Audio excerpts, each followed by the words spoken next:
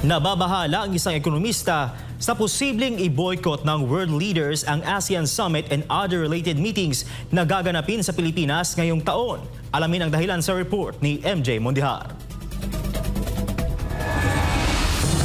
Magiging host ang Pilipinas at chairman ng ASEAN Summit and all related summits ngayong taon.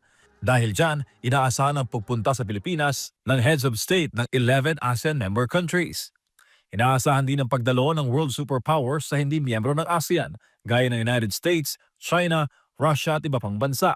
Ngunit ayon sa CPA economist na si Cora Guidote, dahil sa kasalukuyang investor climate ay nanganganib na i-boycott ng world leaders ang summit. Actually, medyo kinakabahan ako dyan sa pag-host natin sa ASEAN kasi usually pag walang tiwala yung mga bansang yan, baka hindi sila magpadala ng heads of state. Baka ang ipadala nila yung mga lower level officials lang. Diin pa ni Guidote, tiyak na nakikita ng potential investors ang panggigipit sa mga lokal na negosyo na tinuturing na kalaban sa politika ng administrasyon. Tingnan mo yung nangyari ngayon kay Congressman Leandro Leviste. He is a major businessman. No? He has invested in solar power plants. Tapos ngayon tinatanggalan siya ng lisensya.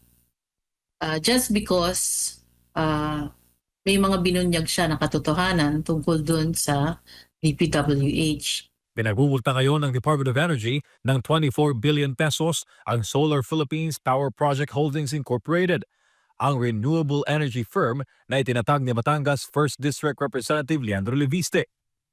Ayon sa DOE, bigo umano ang kumpanya na tuparin ang mga ipinangakong produksyon ng kuryente sa ilalim ng iba't ibang service contract. Sa kanyang official Facebook page, iginit naman ni Leviste na panggigipit ang ginagawa sa kanya. Anya, ang nasabing kumpanya ang may pinakamalaking kapasidad ng renewable energy sa bansa at nakapagdala ng pinakamalaking foreign investment sa Pilipinas noong 2025.